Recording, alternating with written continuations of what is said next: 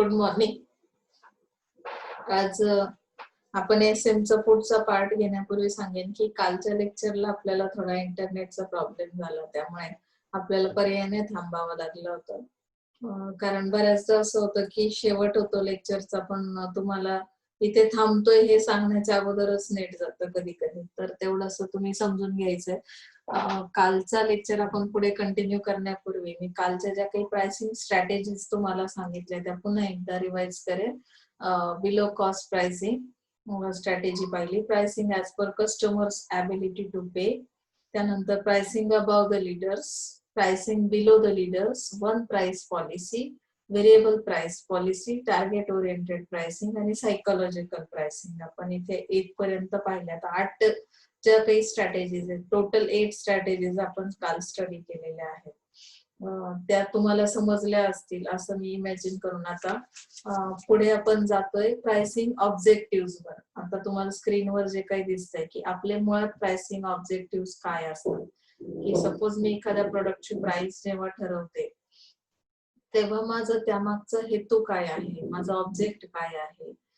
तर त्यामध्ये त्यांनी फर्स्ट थिंग सांगितली की सर्व्हायव्हल हा माझा ऑब्जेक्ट असू शकतो, की मला मार्केटमध्ये सर्व्हाइव्ह करायचंय, मार्केटमध्ये टिकून राहणं खूप गरजेचं आहे बघा. आणि ते टिकून राहण्यासाठी आपल्याला काय करावं लागतं की त्या पद्धतीच्या प्राइसेस आपल्या असतील तर कस्टमर आपल्याला काय करेल, डिमांड करेल आपल्या प्रोडक्टला. मग त्यामध्ये त्यांनी हे सांगितलंय, company uses this objective in the market when there is too much competition in the market. म्हणजे कॉम्पिटिशन खूप आहे तुमच्या प्रोडक्ट, सिमिलर प्रोडक्ट्स तुमच्या सारखेच मार्केटमध्ये आहेत, ते मार्केटची लीडरशिप दुसऱ्याच कोणाकडे तरी आहे. अशा केसमध्ये मला माझा प्रोडक्ट टिकवून ठेवायचा असेल तर मग मला प्राइसिंग ऑब्जेक्टिव्ह काहीतरी ठेवणं खूप गरजेचं असतं. when the consumer wants go on changing. म्हणजे काय की जेव्हा चेंजची गरज असते कस्टमरला आणि तरी मला माझं प्रोडक्ट टिकून ठेवायचंय, सर्व्हाइव्ह करायचंय, अशा केसमध्ये एक ऑब्जेक्टिव्ह ठरवले जातात. when there is problem of over capacity, म्हणजे कॅपॅसिटी पेक्षा जास्त तुम्हाला जर सप्लाय करावा लागत असेल किंवा त्यानंतर सांगितलंय during recession that is when most consumers have less money to spend. म्हणजे कन्झ्युमर्स कडे ते एबल नाहीयेत असं आपण म्हणू शकतो इथे. जसं की फॉर एक्झाम्पल त्यांच्याकडे इकॉनॉमिक सोर्स कमी आहे. म्हणजे जसं की आता मार्केटची आत्ताची जी सिच्युएशन आहे बघा, तर त्यामध्ये त्यांच्याकडे पैसा अवेलेबलच नाहीये की ते खर्च करू शकतील. मग माझं त्यासाठी प्राइस कशी असली पाहिजे. आता सध्या आपण जे काही खरेदी करतोय, परचेसिंग जे करतोय, ते कसं आहे की फार गरजेच्या वस्तू घेतोय आपण. एक्स्ट्रा जे काही आतापर्यंत एक्सपेन्सेस होते आपले, शॉपिंगला गेलं की आपण अनवॉन्टेड गोष्टी घेऊन येत होतो आवडल्या म्हणून, पण आता तसं नाहीये कारण कस्टमरची कंडिशन तशी राहिलेली आहे. जो आपल्याकडे कोविड-19चं हे आलेलं आहे व्हायरस, आपल्याकडे जो आलेला आहे कोरोना व्हायरस, त्यामुळे कस्टमर खूप प्रॉब्लेम्स फेस करतोय. आणि अशा केसमध्ये काय होतं की ऑब्जेक्टिव्ह काही कंपनीचे असतील तर ते आपल्याला काय होतात, फायदेशीर ठरतात. कुठले प्रोडक्ट्स आपण कमीत कमी प्राइस मध्ये अवेलेबल करू शकतो, त्याच प्रोडक्टची डिमांड कस्टमर करतात. Survival is more important than profit. म्हणजे टिकून राहणं फार महत्वाचं आहे बघा. प्रॉफिट मध्ये राहणं हा त्या पुढचा पार्ट येतो. जसं की अगर मेरा प्रोडक्ट है, अभी मुझे मार्केट में क्या करना है, सर्वाइव करना है, तो यहाँ पे प्रॉफिट के बारे में हम लोग बाद में सोचते हैं, पहले तो हमें रुकना है उसमें, उस प्रोसेस में रहना है, टिके रहना है. तो यहाँ पे क्या करना पड़ेगा कि हमें सर्वाइवल के लिए कुछ ऑब्जेक्टिव्स की जरूरत पड़ेगी. तो survival is short term objective. Company cannot use this objective in the long run. म्हणजे विदाउट प्रॉफिट तुम्ही फार काळ नाही राहू शकणार. कुठलीही कंपनी असेल तर ती बिझनेस कशासाठी करते, की फक्त मार्केटमध्ये सर्व्हाइव्ह करण्यासाठी करते का, तर नाही. म्हणून हा शॉर्ट टाइम पिरियड साठी सर्व्हायव्हल हा पार्ट आहे. त्याचं मेन ऑब्जेक्ट हे आहे सर्व्हायव्हल करणं. सेकंड थिंग आहे प्रॉफिट मॅक्झिमायझेशन. आता इथे मला काय करायचंय की प्रॉफिट मॅक्झिमाइज करायचं आहे. प्राइसिंग ऑब्जेक्टिव्ह माझं दुसरं काय, मी सपोज 10 रुपीजला एखादा प्रोडक्ट सेल करते आणि कंटिन्युअसली मी लॉंग टर्म पर्यंत फक्त 10 रुपीजच प्राइस ठेवणार आहे का? नाही ठेवणार. मग मला त्यामध्ये काहीतरी मॅक्झिमाइज करायचंय, इन्क्रीज करायचंय माझं प्रॉफिट.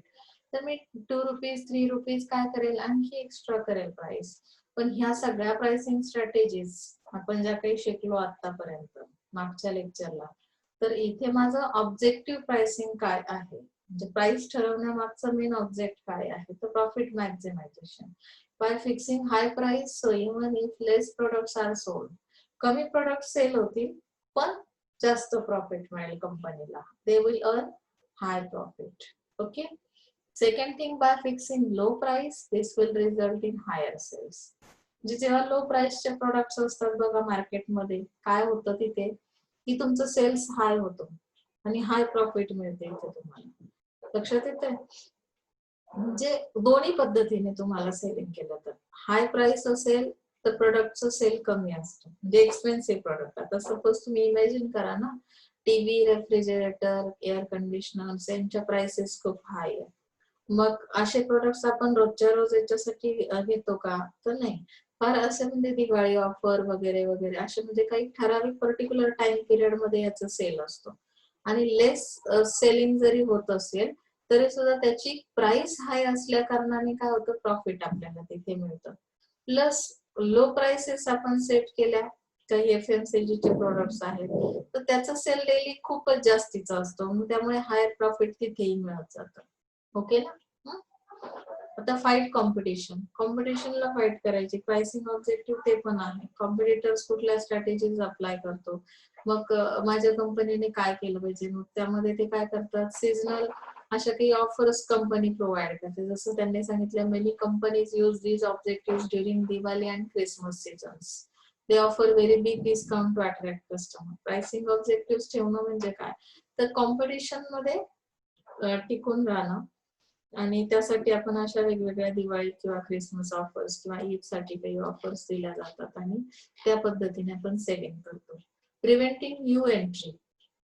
आता जे काही नवीन एंटर होणारे प्रोडक्ट आहे, the company fixes very low price for that product. म्हणजे काय, this is done to prevent new companies from entering the market. म्हणजे तुमची लो प्राइस आहे अशा केसमध्ये एखादा जर नवीन कोणी एंटर करत असेल मार्केटमध्ये प्रोडक्ट किंवा कंपनी, तर त्यांच्यासाठी काय केलं जातं, म्हणजे आपण काळजी घेतो की त्या प्रोडक्टला कस्टमरला लाईक करू नये म्हणून आपलेच प्रोडक्टची प्राइस आपण लो ठेवतो.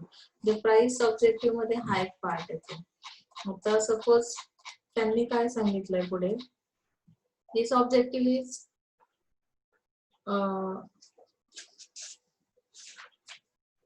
Use by big companies. ज्या काही बिग कंपनीज आहेत ना, त्या कॉम्पिटिशनला फाईट करण्यासाठी अशा पद्धतीच्या स्ट्रॅटेजीज अप्लाय करतात. आणि त्यामध्ये मोस्टली त्यांनी सांगितलं, new companies can not afford to sell their product at such a low price, so big companies can minimize by using this objectives. म्हणजे शक्यतो ते यूज करतात पण मेनी टाइम्स नाही करणार आहेत, कारण ते त्या अवॉइड करतील, मिनिमाइज करतील अशा पद्धतीचे ऑब्जेक्टिव्ह ठेवणं. कारण त्यांना त्यांचं जे सेलिंग आहे प्रोडक्टचं ते कसं करायचं की लो प्राइसला ते डेली करणार नाहीये. फक्त कॉम्पिटिशनचा पिरियड जो आहे किंवा नवीन कोणी एंटर होत आहे तर त्या नवीन कंपनीला रोखण्यासाठी काय करतील, काळजी घेतील आणि त्यावेळेस अशा पद्धतीच्या प्राइसिंग ऑब्जेक्टिव्ह ह्या बिग कंपनीज ठेवतील. ओके ना? नेक्स्ट थिंग आहे मार्केट स्कीमिंग. आता मार्केट स्कीमिंग हा पार्ट काय आहे बघा, की प्राइसिंग ऑब्जेक्टिव्ह मध्ये आहे. Objective is use for completely new product. When product is first introduced in the market, its initial demand is very high. तुम्हालाही माहिती आहे की फर्स्ट इंट्रोडक्शन स्टेजला जेव्हा नवीन प्रोडक्टची सोबत काही स्कीम असेल तर काय होणार आहे की भरपूर जास्त कस्टमर लाईक करेल, बरोबर की नाही? त्यामध्ये सांगितलंय की but after the same time other company start selling the same product, so it's demand comes down and so the prices also come down. म्हणजे काय की इथे तुम्हाला जेव्हा इनिशियल डिमांड खूप हाय असते इंट्रोडक्शन स्टेजला, त्यानंतर जेव्हा आणखी ज्या काही बाकीच्या कंपनीज आहेत त्या काय करतायत की मार्केटमध्ये येऊन पुन्हा त्यांचं सेलिंग सेम प्रोडक्टचं सुरू करतात, तेव्हा आपल्याला इथे काय लक्षात येईल की प्राइसेस आपल्याला काय करावे लागतात, पुन्हा लो करावे लागतात. म्हणजे इथे काय होतं की इनिशियल डिमांड जरी हाय असेल तरी सुद्धा सेम सिमिलर प्रोडक्ट जेव्हा दुसऱ्या मार्केटमध्ये येतो तेव्हा आपली प्राइस आपल्याला पुन्हा लो करावी लागते, डिमांड लो होते. तर अशा केसमध्ये ही मार्केट स्कीमिंग अशा पद्धतीचे आपल्याला काय करावे लागेल, प्राइसिंग ऑब्जेक्टिव्ह ठेवावे लागतील, स्कीम्स ठेवावे लागतील. ओके ना. मार्केट पेनिट्रेशन हा जो पार्ट आहे हा सुद्धा प्राइसिंग ऑब्जेक्टिव्हचा एक पार्ट येतो. This objective is exactly opposite the market skimming objective. आता त्यामध्ये मार्केट स्कीम पेक्षा हे पेनिट्रेशन डिफरंट का आहे, तर product is first introduced in the market, company fixes very low prices. Penetration करणं म्हणजे काय, की त्या मार्केटमध्ये एंट्री करणं. मग एंट्री करायची असेल तर लो प्राइसने करा, म्हणजे जेणेकरून तुम्ही सर्व्हाइव्ह करू शकाल, त्या मार्केटमध्ये टिकून राहू शकाल. This will increase the demand for the product and so the company capture the market. Demand automatic वाढते कारण आपल्यासारखे कस्टमर मार्केटमध्ये ऑलरेडी आहेतच. ओके नाही, म्हणजे तुमच्या हे लक्षात येईल की इथे आपल्याला मार्केट पेनिट्रेशन ही प्राइसिंग ऑब्जेक्टिव्ह आहेत आपले, आपल्याला कसं त्यामध्ये एंटर व्हायचं आहे आणि कसं सर्व्हाइव्ह करणार आहोत त्यासाठी आपण काय केलं पाहिजे. This objective is used to increase sales and to prevent competitors from entering the market. म्हणजे काय की सेलिंग इन्क्रीज करायचं, कॉम्पिटिटर्सला कंट्रोल करायचं आणि मार्केटमध्ये एंट्री मिळवायची. म्हणजे मार्केट पेनिट्रेशन म्हणजे असा प्रकार असेल. नेक्स्ट थिंग तुम्हाला सांगितली early cash recovery. Early cash recovery मध्ये काय सांगितलंय बघा.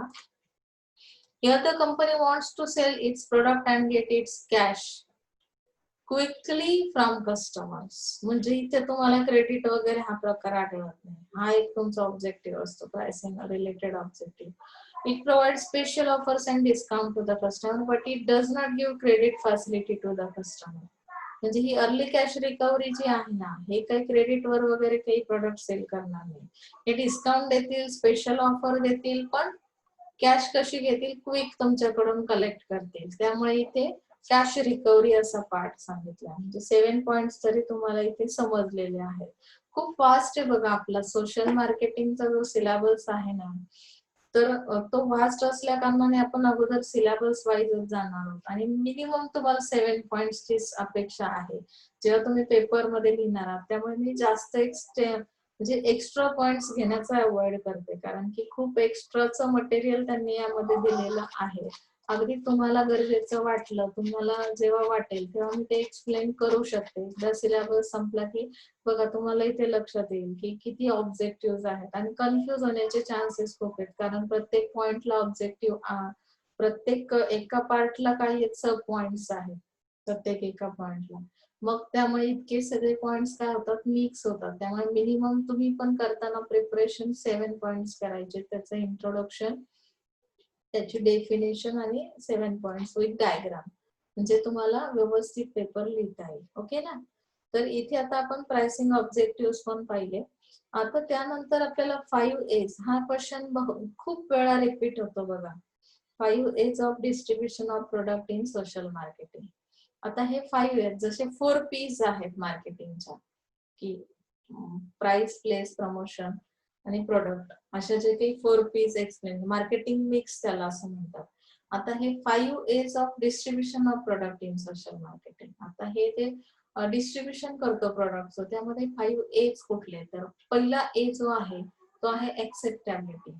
Acceptability component of the 5A model says that product or service offering must meet or exceed the needs and expectations of customers in a given target market.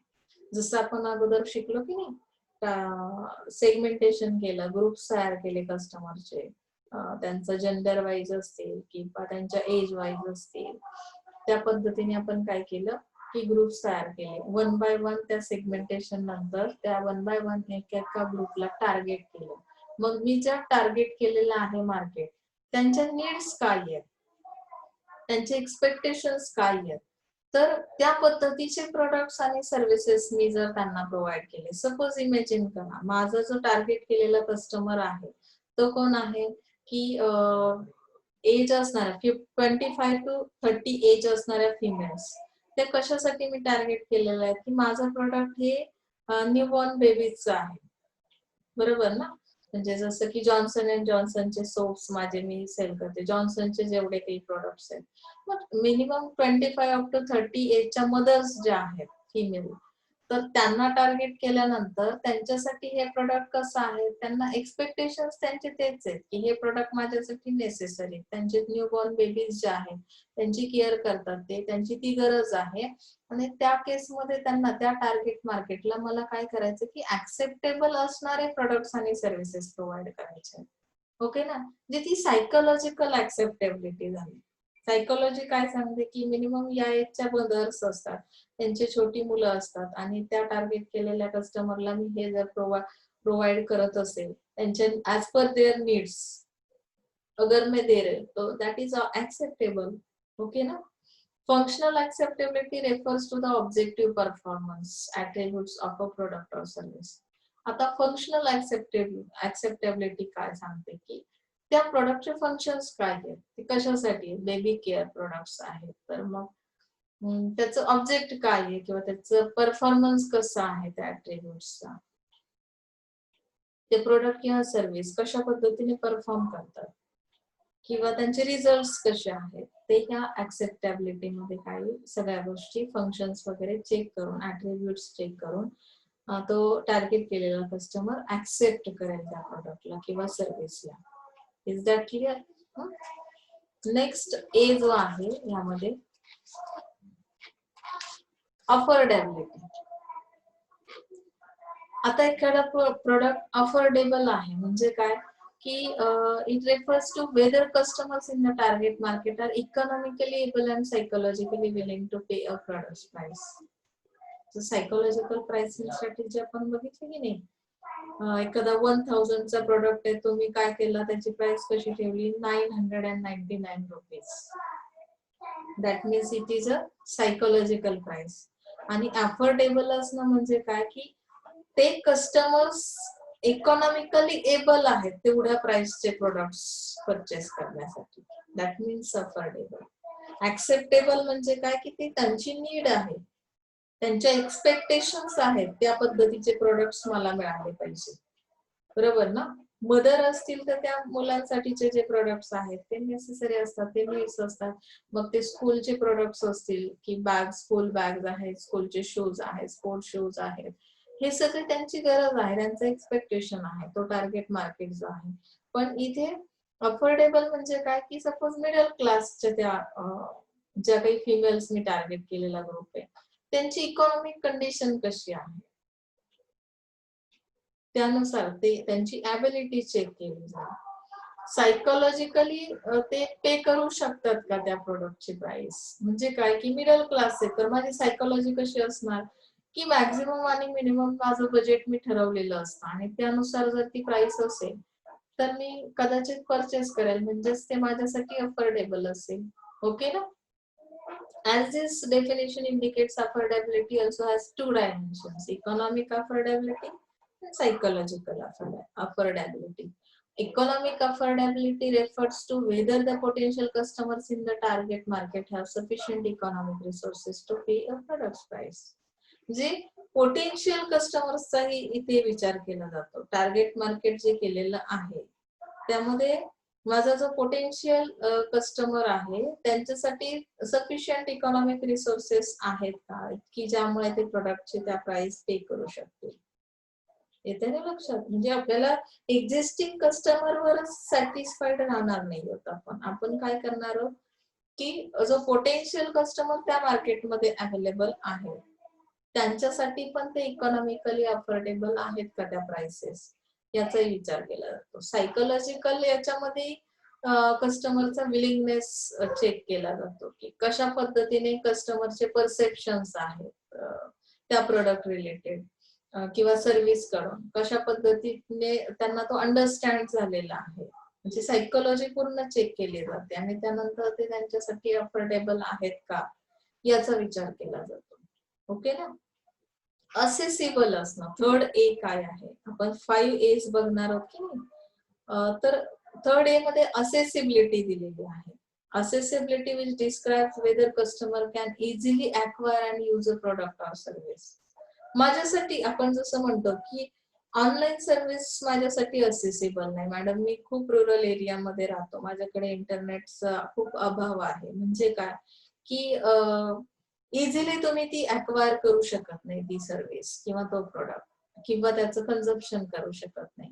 म्हणजे तो माझ्यासाठी accessible नाही. त्यामध्ये दोन पार्ट्स दिले, दोन डायमेन्शन्स त्याची परिमाणं दिलीत. असेसिबल का नाहीये तर तो अवेलेबल एक तर होत नाहीये. इंटरनेट अवेलेबल नसणं कन्व्हिनियन्स नाहीये माझ्यासाठी. ती सर्व्हिस घेणं कन्व्हिनियंट प्लेसला मी जर राहत नसेल तर कन्व्हिनियन्स नाहीये आणि अवेलेबल होत नाही. ह्या दोन गोष्टी, दोन डायमेन्शन्स आहेत असेसिबिलिटीसाठी. कारण मी ते अक्वायर करू शकत नाही ती प्रोडक्ट किंवा सर्व्हिस. ओके ना. फोर्थ एज काय सांगतो अवेलेबिलिटी. आता अवेलेबिलिटी कशी मेजर केली जाते. Availability measures whether selling company has enough of product to match customer demand. कस्टमरची डिमांड खूप एक्स्ट्रा आहे बघा, म्हणजे एक्सेसिव्ह आहे असं आपण म्हणू शकतो. आता सध्याचं जर एक्झाम्पल तुम्हाला सांगितलं की सॅनिटायझरचा प्रोडक्ट आहे, त्याची डिमांड किती आहे, खूप एक्सेसिव्ह आहे. प्रत्येक घराघरात तुमच्या प्रत्येकाच्या बागेमध्ये तुम्ही बाहेर कामावर जात असाल, प्रत्येकाच्या जवळ पर्समध्ये वॉलेटमध्ये तुम्ही छोट्या छोट्या पॅक मध्ये का असे ना ते छोटे पॅक पण सॅनिटायझरच्या बॉटल्स आपण वापरतो. म्हणजे काय झालं की कंपनीला त्या पद्धतीने काय करायचं आहे की अवेलेबल करायचंय तो प्रोडक्ट. म्हणजे काय की सेलिंग कंपनीज ज्या आहेत त्यांनी जर आज पर कस्टमर डिमांड तो अवेलेबल केला नाही तर अवेलेबिलिटी नाही असं आपण म्हणतो. त्या प्रोडक्टची कमी आहे मार्केटमध्ये. डेटॉलचं प्रोडक्ट पण बघा हल्ली मिळत नाहीये. डेटॉलची डिमांड पण खूप आहे. मग अशा केसमध्ये अवेलेबिलिटी हा पार्ट येतो. Convenience refers to how easy it is for potential customers to acquire a product or service. जो काही आपला नवीन ऍड होणारा पोटेन्शियल कस्टमर आहे त्याच्यासाठी सुद्धा अक्वायर करण्यासाठी तो कन्व्हिनियन्स आहे का, तो प्रोडक्ट अवेलेबल होऊ शकतो का. आता जसं मी तुम्हाला सांगितलं की ऑनलाईन लर्निंग प्रोसेस किंवा ऑनलाईन टीचिंग प्रोसेस ही जी काही सर्व्हिस आहे तर ही पोटेन्शियल कस्टमर साठी अक्वायर करू शकतात का. म्हणजे जे काही नवीन येणारी जनरेशन आहे पुढची तर त्यांच्यासाठी कशी इझिली आपल्याला अवेलेबल करता येईल ही सर्व्हिस. आता तुम्हाला खूप प्रॉब्लेम्स फेस करावे लागतात. पण कंपनीने काय केलं की त्या पद्धतीचं इन्फ्रास्ट्रक्चर डेव्हलप केलं तर कदाचित ती पॉसिबिलिटी आहे. तुम्ही ती सर्व्हिस अवेलेबल करू शकता, इझिली अक्वायर करू शकता. इन फ्युचर जे काही ऍड होणारे कस्टमर्स आहेत किंवा ऍड होणारे स्टुडंट्स आहेत येते ना लक्षात. म्हणजे यामध्ये त्यांनी काय सांगितलंय की कोका कोलाचे जे चेअरपर्सन्स आहे chairman capture the essence of accessibility when he said in 1923 that Coca-Cola should always be within an arm's length of desire. म्हणजे कोका कोला सारखे जे प्रोडक्ट्स आहेत ते कुठेही कुठल्याही प्लेसला तुम्हाला अवेलेबल करून दिले. अवेलेबिलिटी त्याची खूप असल्यामुळे ते पॉप्युलर आहेत किंवा त्याची डिमांड आहे. इझिली तुम्ही ते अक्वायर करू शकता. ओके ना. अवेअरनेस आहे. आता फिफ्थ ए कुठला आहे तर final component of 5A model is awareness. Awareness which refers to whether customers are adequately informed about product attributes and benefits in a way that persuades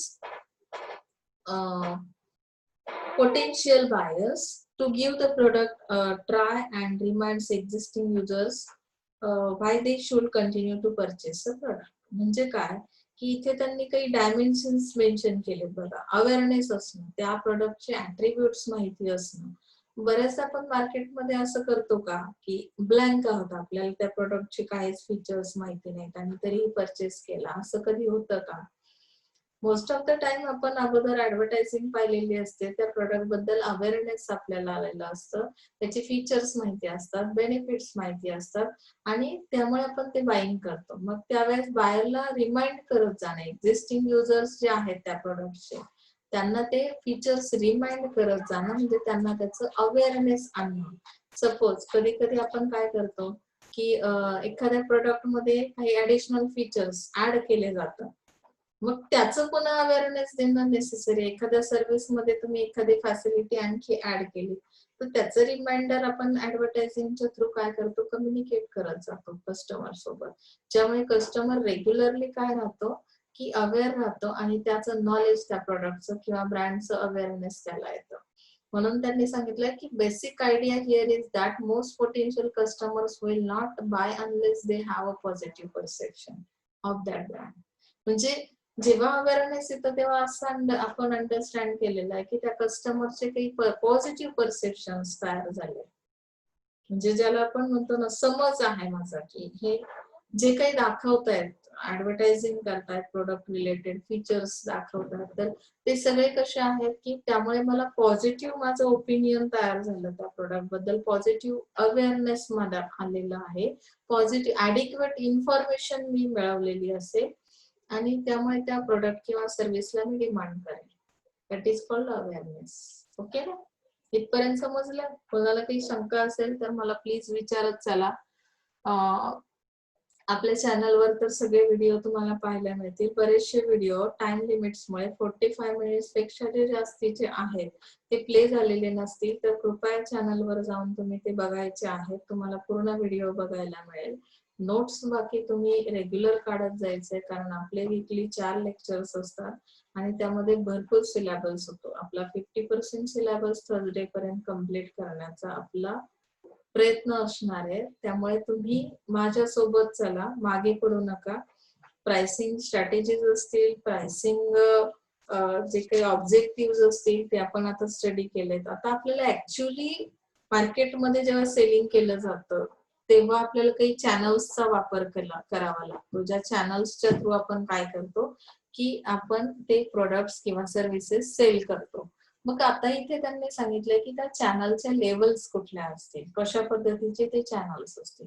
पहिला जो चॅनल त्यांनी डिस्ट्रीब्युशनचा सांगितला आहे की डिस्ट्रीब्युशन साठी ज्या इंटरमिडिएरीज म्हणजे मिडल पर्सन्स आपण यूज करतो ते कशा पद्धतीने त्यांच्या ऍक्टिव्हिटी परफॉर्म करतात. आता 0 लेवल चॅनल मध्ये काय आहे बघा, it is commonly known as direct marketing channel, has no intermediary levels. इथे तुम्हाला एजंट्स, ब्रोकर्स कोणीही असणार नाही.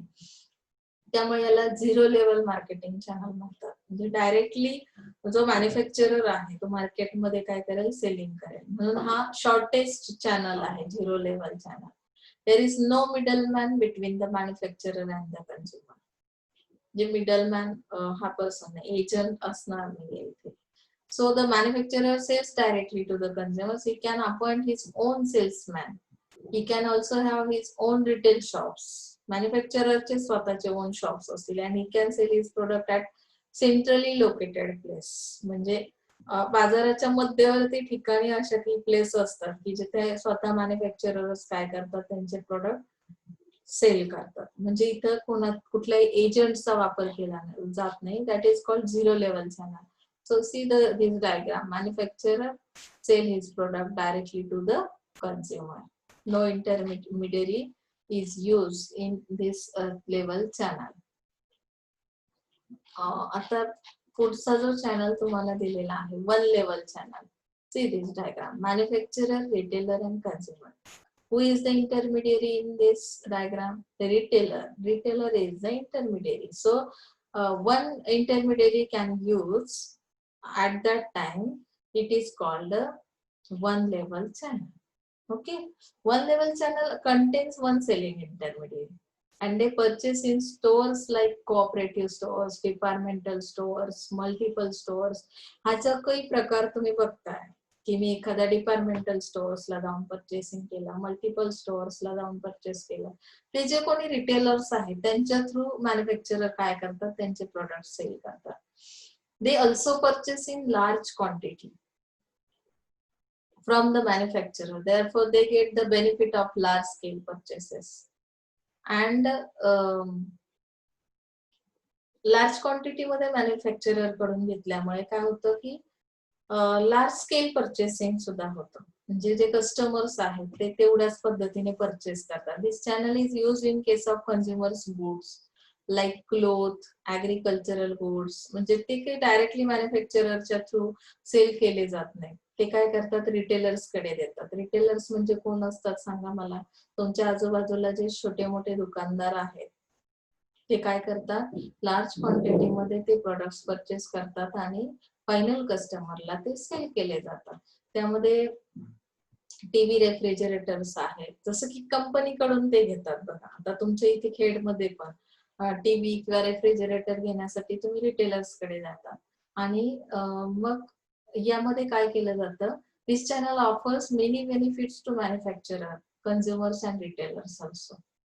म्हणजे वन लेवल चॅनल जो आहे त्यामध्ये सगळ्यांनाच बेनिफिट्स मिळतात, कारण की ऍट ए टाइम जास्त क्वांटिटीमध्ये प्रोडक्ट सेल केला जातो मॅन्युफॅक्चरर्सच्या थ्रू, किंवा रिटेलर्स पण त्यामध्ये खूप प्रॉफिट मिळवू शकतात.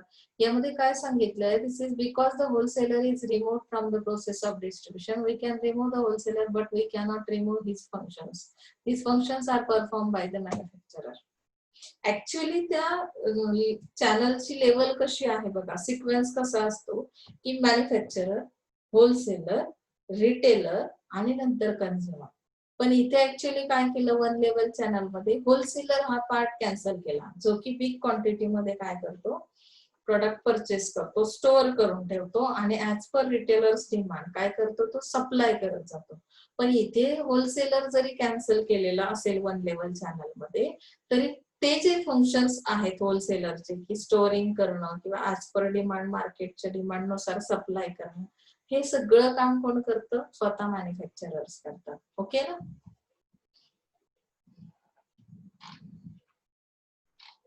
टू लेवल चॅनल मध्ये बाकी तुम्हाला होलसेलर दिसेल इथे. ही जी इंटरमिडिएरी आहे, म्हणजे दोन इंटरमिडिएरीज वापरले तिथे, so it is called two level channel.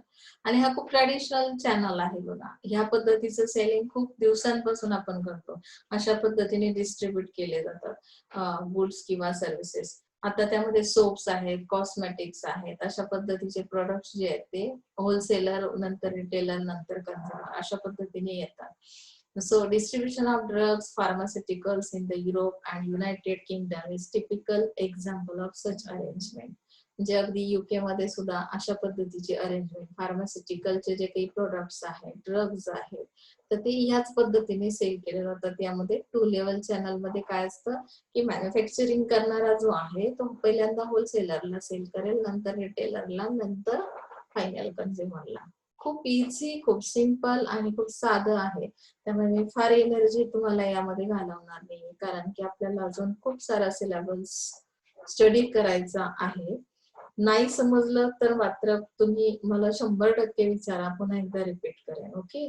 Three level channels काय आहे बघा, होलसेलर, रिटेलर अँड जॉबर.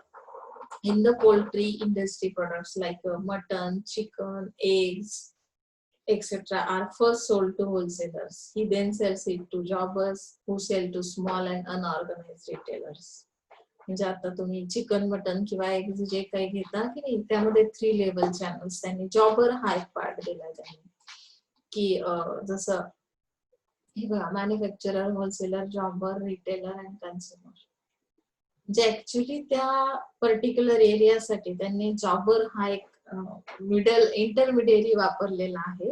यामध्ये त्यांनी सांगितलं, it is to be noted that the level of distribution vary from industry to industry and country to country. म्हणजे ही काही distribution जी level आहे, तर थ्री लेवल चॅनल जो आहे तो प्रत्येक कंट्री वाईज डिफरंट आहे. In Japan, food distribution system usually may involve as many as 5 or 6 levels, while rest of the world rely on 2 or 3 level distribution network. म्हणजे प्रत्येक कंट्रीचे काही रूल्स, रेग्युलेशन्स आहेत किंवा सोशल नॉर्म्स आहेत, त्या पद्धतीने ती सिस्टीम चालते. आपल्याकडे कधी कधी त्यांनी सांगितलं की जपानची जी फूड डिस्ट्रीब्युशन सिस्टीम आहे त्यामध्ये कधी कधी 5 up to 6 लेवल्स चॅनल सुद्धा वापरले जातात. पण आपल्याकडे generally most of the time कुठली सिस्टीम वापरली जाते, डिस्ट्रीब्युशन नेटवर्क कसं असेल तर 2 up to 3 levels maximum. Okay ना. म्हणजे ह्या पद्धतीने चिकन, मटनचे प्रोडक्ट्स किंवा एक सारखे प्रोडक्ट्स तुम्हाला 3 लेवल चॅनल्सने वापरले जाते. ही एक इंटरमिडिएट, लक्षात ठेवा जॉबर. आता आपल्याला प्रमोशन मिक्स हा पार्ट आपण बघणार आहोत की प्रमोशन मिक्स म्हणजे काय.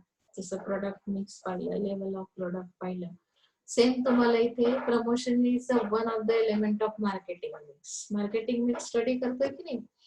It is use to inform, persuade and remind people about its product. म्हणजे एक प्रकारे तुम्ही ऍडव्हर्टायझिंग करताय, इन्फॉर्म करताय कस्टमरला की पीपल्स जे काही कस्टमर जे आहेत त्यांना त्या प्रोडक्ट्स बद्दल रिमाइंडर देणं. रिमाइंडर कधी दिलं जातं, जेव्हा आपण ऍडव्हर्टायझिंग करणार आहोत. ऍडव्हर्टायझिंगच्या थ्रू जसं मी सांगितलं की तुम्ही ऍडव्हर्टायझिंगला फ्रिक्वेन्सी देत राहता, कंटिन्युअस प्रमोशन्स देणं. म्हणजे काय की आता सपोज तुम्ही हाऊसवाईफला टार्गेट केलेलं आहे, हाऊसवाईफ हा तुमचा टार्गेट कस्टमर आहे.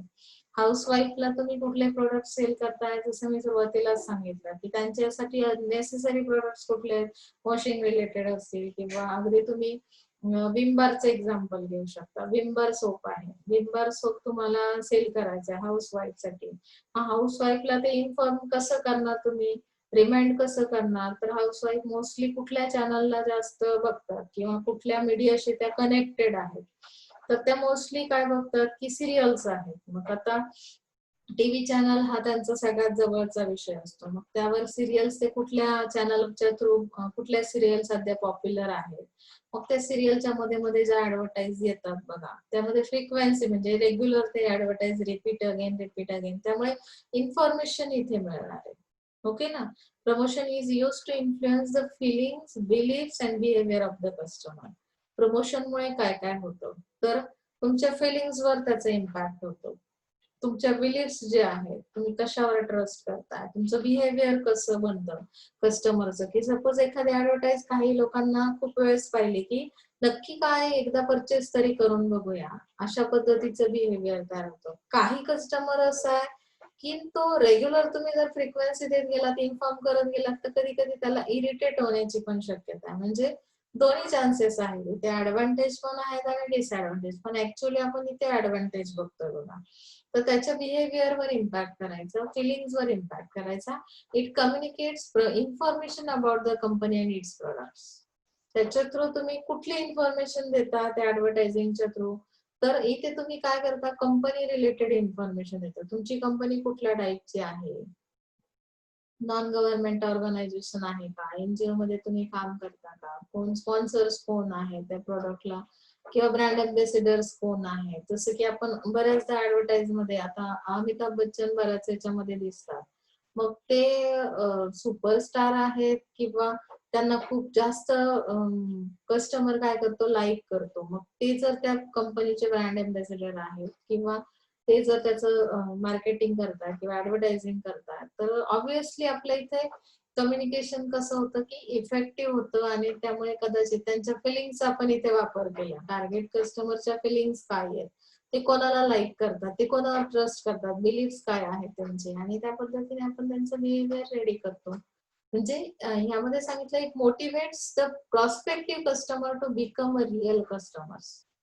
Prospective customer, that means that is targeted customers, and you have to convert them to real customers because of that promotion mix.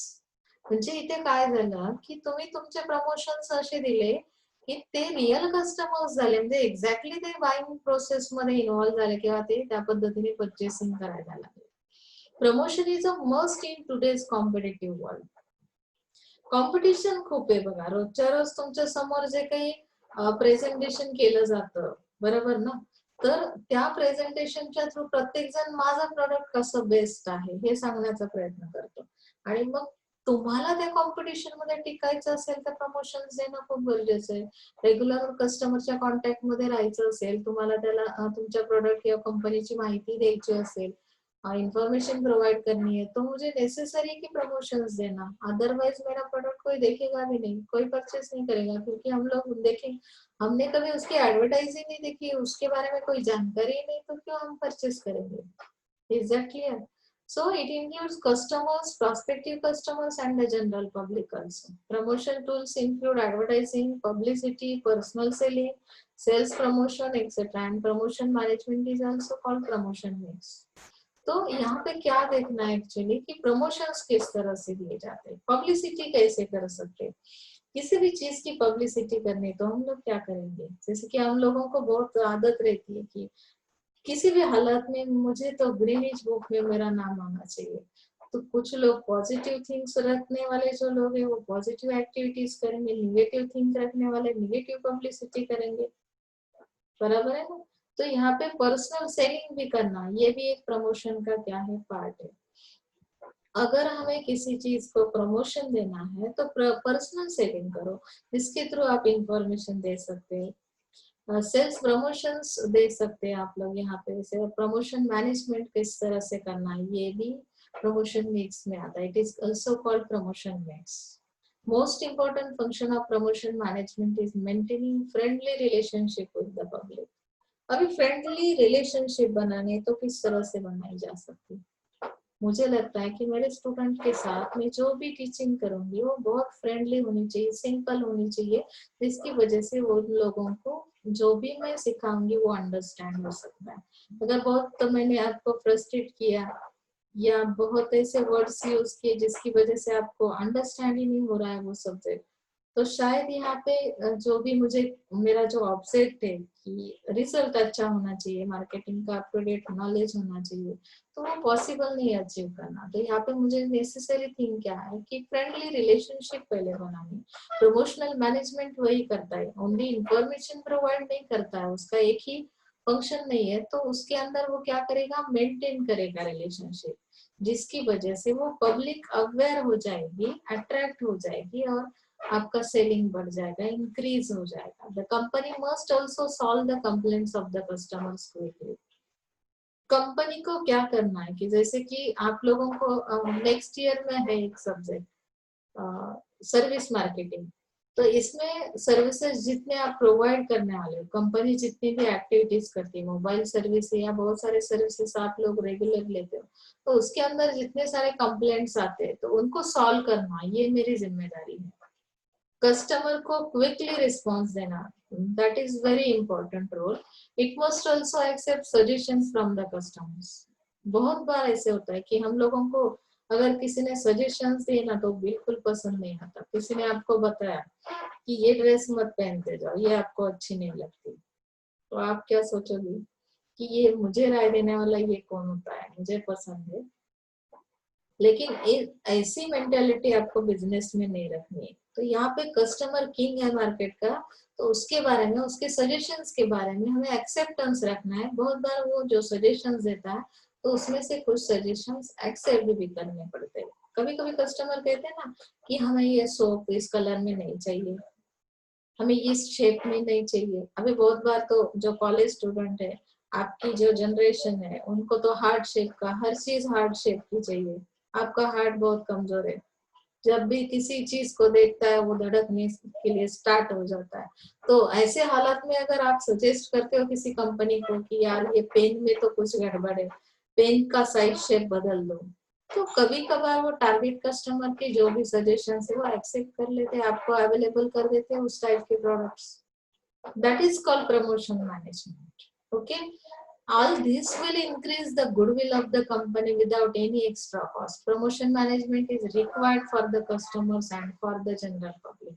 तो ये सबके लिए जरूरी है, पब्लिक के लिए, कि गुडविल मिलना चाहिए कंपनी को। एक बार कंपनी आपकी फेमस हो जाए ना, जैसे कि बहुत बार लोग क्या करते हैं सोशल वर्क में भी उनका जो पार्टिसिपेशन है वो दिखाते हैं कि आपकी कंपनी एनजीओ के थ्रू भी काम करती है, कुछ सोशल इश्यूज भी उसने सॉल्व किए, तो फिर शायद क्या होता है, पब्लिसिटी होती है आपकी। और ऐसी कंपनी अगर मार्केट में कोई प्रोडक्ट लेके आती है, सर्विसेज प्रोवाइड करती है, तो ऑब्वियसली आपका कस्टमर इम्प्रेस हो चुका है, तो वो आपको लाइक करेगा, डिमांड करेगा। तो यहाँ पे आपका सेलिंग प्रोसेस जो है वो इजी हो जाएगा। Is that clear? So let us see the definition of promotion mix.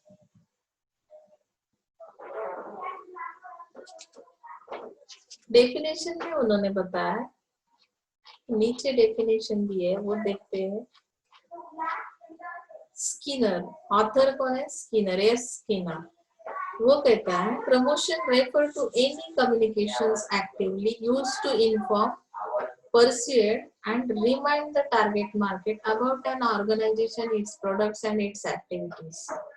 Promotion refer क्या करता है? Promotion refer to any communication actively used to inform.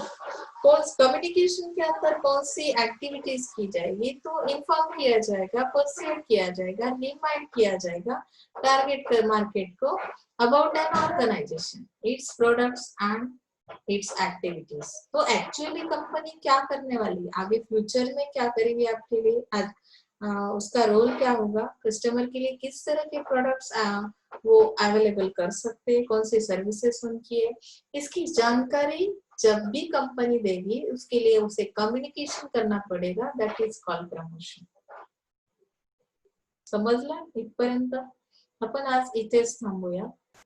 I think आपण प्रमोशन मिक्स हा पाठ पुढच्या लेक्चरला स्टार्ट करूया। आजच्यासाठी इथपर्यंत सफिशियंट आहे। आपण थर्सडे पर्यंत हा सेकंड युनिट संपवण्याचा प्रयत्न करणार आहोत। त्या पद्धतीने तुम्हीही असाइनमेंट कंप्लीट करत चला। पुन्हा पुन्हा मी सांगेन, कारण मी गणपतीच्या व्हॅकेशन नंतर तुमच्या नोट्स असाइनमेंट कंप्लीट नसतील तर मी थर्ड युनिट लवकर स्टार्ट करणार नाही। ओके ना? त्यामुळे अटेंड करा लेक्चर, ज्यांचे अटेंडन्स कमी असेल त्याचाही इम्पॅक्ट तुम्हाला रिझल्टवर जाणवणार आहे बघा। आता काही उशिरा लोक ऍड झाले असतील तर त्यांनी सुद्धा जे अगोदर झालेले व्हिडिओज आहेत ते चॅनलवर पाहायचे आहेत। काही शंका असतील तर पर्सनली मला कॉन्टॅक्ट करायचा आहे। सो इथे थांबतोय आपण। Thank you so much.